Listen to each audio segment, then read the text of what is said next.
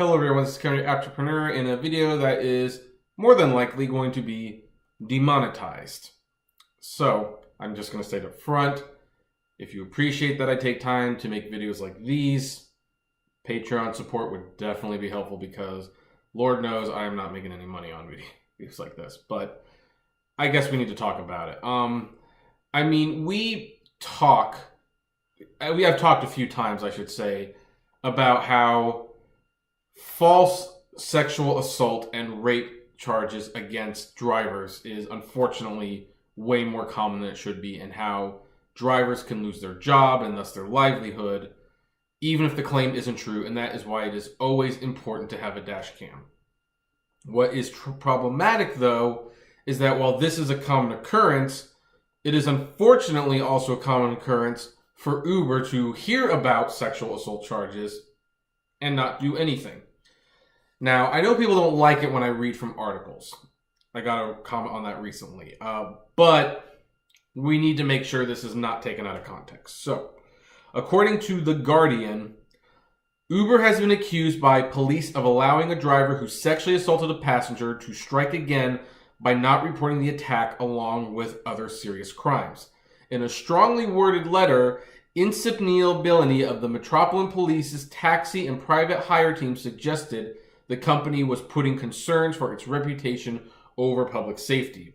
He cited the case of a man who worked for Uber being allowed to stay on the books despite an allegation of sexual assault, leading to another, more serious attack on a woman in his car. Quote, "Had Uber notified police after the first offense, it would be right to assume that the second would have been prevented," the inspector wrote in his letter to Helen Chapman, head of taxis and private hire at Transport for London, the TfL. Among a string of serious crimes that allegedly failed to report were sexual assaults and an incident in which a driver produced what was thought to be pepper spray during a road rage argument. Billany speculated that Uber was deciding which matters to pass on to the police based on what was, quote, less damaging to reputation over serious offenses, unquote.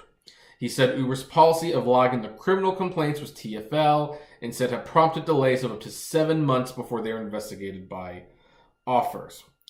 Uber's long-term license comes up for renewal by TfL at the end of September. Now, I'm not reading the entire article. You can read the whole article below. I just wanted to hit on the bullet points. And there are a few things we could take away from this. First of all, it should be noted, in all fairness, that this is a private hire firm for the taxi industry. And the taxi industry has been notoriously against Uber.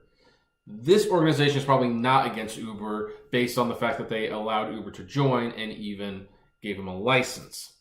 But with that license up for renewal and this information coming out, that might not happen. And it should be noted that in some of the cases, maybe the allegations were just that, allegations.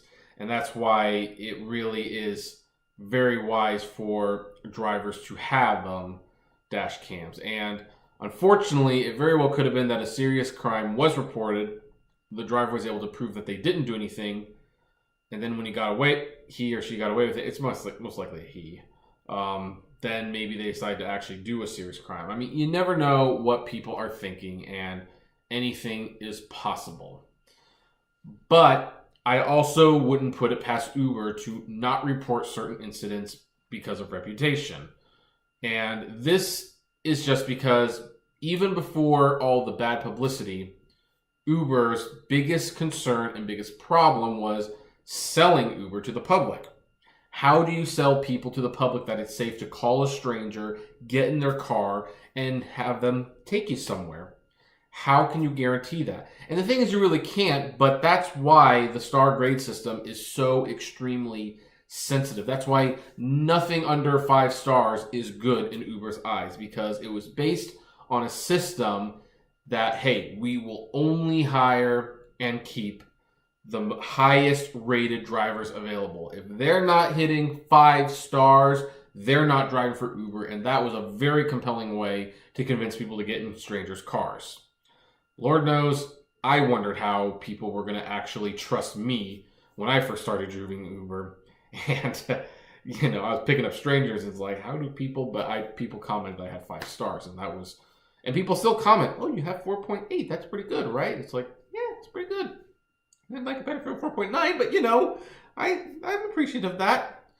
So that's why Uber might have had a vested interest in not reporting these crimes. Also, they might not have found anything in their investigations. There are a lot of reasons, but it is unfortunately a common complaint that someone made a complaint about a driver who attacked them or assaulted them to Uber, and then they found out that person was not reported to the police, and they were not suspended, and in some cases, it turned out those allegations were true. And while I am definitely concerned for the amount of false allegations that are continuously being leveraged against Uber and Lyft drivers, I also acknowledge that there are some passengers who have been wronged genuinely and horrendously by certain drivers. And it is frustrating when something doesn't happen to those drivers. It is a situation where I don't know if we can ever truly win. It can never be a perfect system, and we should strive to make it as good as possible. But here is where Uber should probably come with a middle ground. They should be providing complimentary dash cams to be used for all Uber drivers. They should be complimentary. And one of the requirements maybe should be that they are on the whole time. And while they're recording, the information is going to the cloud, so that should allegations come up, these can be proven. Now, again, these cameras should be allowed to be turned off when you're not working, but the cameras should be complimentary. Uber should provide them. And this would cover their own butt too, because for every allegation that's made, there should be an investigation, and some drivers just can't afford dash cams. I mean, well, they can, but it's really hard to convince them to buy a $150 machine when, for some people, that's 2 or 3 days of driving just to get it. It shouldn't be that way. There are things Uber should be providing that would benefit the driver and the passenger mutually in this situation. But that's where I'm going to leave it, and I'm going to turn it to you, as I always do. What do you think of this? Do you think the complaints against Uber are legitimate? Do you think they are overblown? Do you believe Uber should be doing more? Do you think they maybe do too much? I would love to know. Comment below. Like, favorite, share, subscribe. Again, videos like this are certain to be demonetized, so if you enjoy the videos I make or find them to be useful, consider becoming a Patreon member or buying some swag from the Great Media Universe store. If you want to try driving for Uber and be an honorable driver on the road, you can use the referral link below, and you will get a nice little bonus if you use it. And as always, flame responsibly. Have a good one.